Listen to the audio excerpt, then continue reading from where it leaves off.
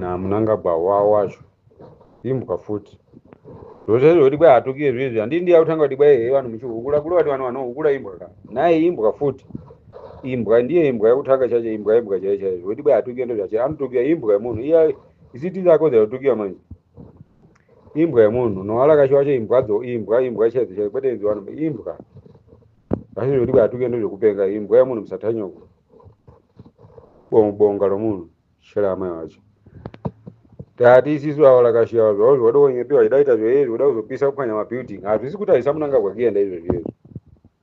kana akaita zvaada kuita kana aita sei asi Mnangagwa ari kutorwa pasi this time kuenda ndo kwaari kutoenda ndo zvavo zvavari kutonyepera naizvo zvizvo ari kuenda achida asingadeba kana akati tamesi dzipi kana akati vanhu mutouyu but ari kupinda chete kozoita aya mapurisa ari kusapota Mnangagwa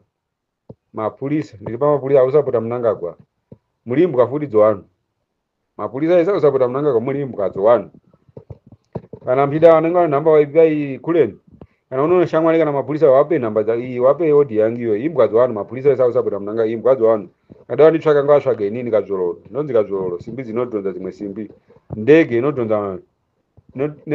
inodhonza ngoro mumhepo ndini kadzvororo imbwa dzowanhu vanhu vanosapota vese Mnangagwa mabongo vanhu vasingatidhonze musha ungaita zvo 2030 mukore uno zvikutano zvichirema malemero akaita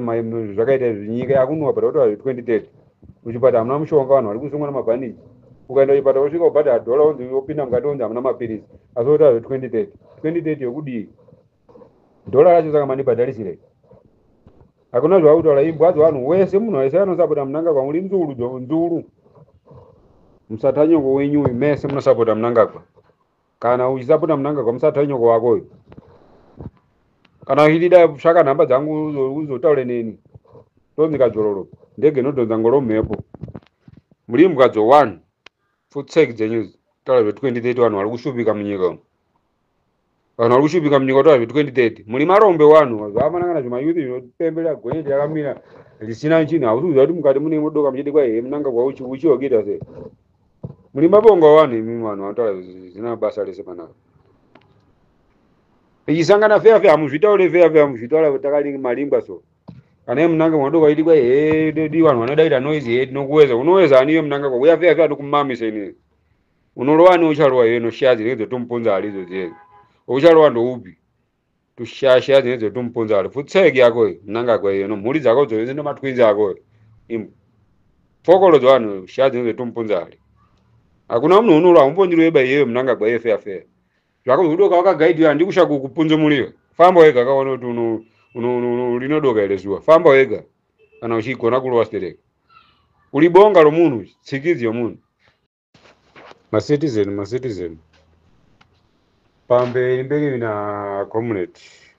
community geza bomushayo geza pamberi mberi na community bomushayo iyi ngatimuvine iwe tikwa yekushandisiwa iye kushandisiwa haisi kushanda baba apana kutobvisa iyi tsikidzi inonzi Mnangagwa ndiye toda kubvisa apa pabvisiwa tsikidzi iyoyo then zvinouya tozozviona pamberi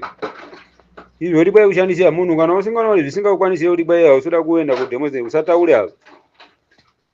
usataure apo pane imwe tsikidzi yaita kuti kwai sisi tida kutengesa mavhenda hatiende dhemo uda kutengesa ungata zvekutengesa madomasi mutaundi unoziva mwana so kana haisi zvekutaura kana munhu ungada kweda kutengesa zvinondikangisa basa kutengesa madomasi acho unenge uchiatenga hanani munhu anenge ambosenza kupi kweda kutengesa madomasi mutaundi uyo munhu aita zvemadomasi uyo dai pari padhuze kwauda kumbohala mbama yokuti aimbofunga mushe kuti zvari kuita zvinobuda izvo kuti kwai chichi hedu azoshandisi haiwa ngatimbosiyana nazvo izvozvo tsano anga aenda itsikidzi inonzi Mnangagwa ngairowe pasi then tapedza tochita zvikudikana apo because chinonzi ZANU-PF isi kuti chokwadi ini hachachideba inge ndingade ndakazvimira hangu chinonzi ZANU-PF amatoda kuchinzwa bani ndambobvina ndasapota ZANU-PF ba asi Mnangagwa ngaarowe pasi tichipedza Mnangagwa next tochiona kuti toita sei Mnangagwa ngaaende tiende ndoko anofanira kutoita apa ngaatorowe pasi demonstration hatina basa naye isi inotikanganisa basa lipi rinokukanganisa iro rokutengesa madomasi murodhi uda kutenge hanani madomasi acho ada kutenge madomasi acho upi kana kuti kwai demonstration haunei nayo iyo munyika munofana kunge muno mabasa munoitengera zvaanoda kwete zvekudoka muchipuwa zvinhu zvokupuwa madomasi munodoka muchiomberera kuti kwaita puwa raisi zviraisi zvine zvipuwa madhongi kuchina ndo zvemakudoka muchiomberera maoko imwe itai mushe kana maona nguwa nini zenge yati kuya unabasa na demonstrate kana usina zvokuita wewe nyala lako gara kumba kwako wanyala kwete uya kutora shiti pana pagurupi iwawo tataure shiti ita mesi dzako kumba kwako wanyala kana usingakwanisa kuenda kudemonstrate nyala kumba kwako iko kuda kudzikisira kuda kuonesa vamwe vanhu mwana manje munanga gwenya ari kutoenda muchida musingade nyangwe maita sei mazodi ari kutokurwa pasi ende moroyo kumaruzevha yaraunzi ende moroyo nokupurazi kwacho unofanira kutokubva kuti munanga gweya because hausi wemuzimbabwe nini enda kuzambia kunyika kwenyu uri nzuru yemunhu iye kana uchiona muono wakasiyana nouri kufunga izvi dzinzuru dzozanupf idzi kuri wati unenge uchisiri muzimbabwe because kana wachipisa dzimba dzevanhu uchipisa dzimba dzomunhu wemuzimbabwe zvine zvakureva kuti kudii saka nyaya yenendaida kuti vandave kuti panapa omana machampion macitizen isisu macitizen adaenda ndiripo padhuze nini pachiitika mawana munhu wega wega anosapota 3020 apa bada kutopwanyawo dzimba dza because iwo ari kuona zvako ziadi kunopwanya dzimba dzavamwe vanhu wapwanya imba yacomrade geza wakaipwanya kubhura waenda kunopisa dzimba dzomunhu saka iwo wese vari kusapota vache vana matanga vana garwe senge garwe vamure vavo kuti haisi nyaya pamure vavo mama unopisa futi dzimba dzavo vanhu iwa naiye munanga gwashonga agare mugomo anidi ari kuti munhu wache unopisa dzimba dzavamwe vanhu unopisa imba yamwe munhu ndi wakamupa mari yekuwaka imba iwe saka ine democracy yacho ndeipi munyu kana makuda kushungurudza vamwe vanhu kuti imi ndimo chimhanya murodhi ichitosirambidza kuramba kumhanya murodhi mai vanhu kuda kutopisa dzimba dzevanhu iwo arakashiwa munhu wese ari kusapota munangagwa dzimba dzake kutopwanya kana dziri mombe tichitora tichidya mombe idzodzo kozi mimi ndima makaona zvii zvakakodzera manje kuti munopisa dzimba dzevamwe vanhu unopisa imba yemunhu yaita sei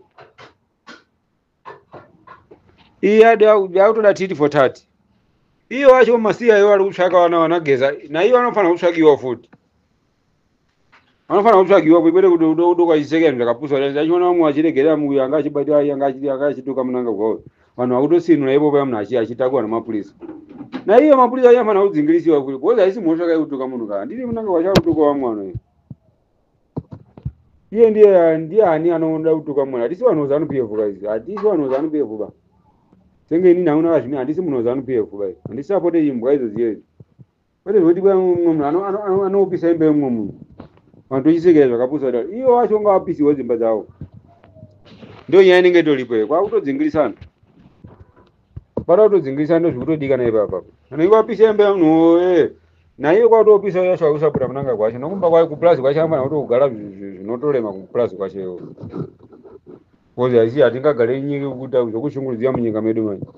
nomunhu akabva ndosaka vaizota kuti mabwidi kapo kozi havana sisiniso manje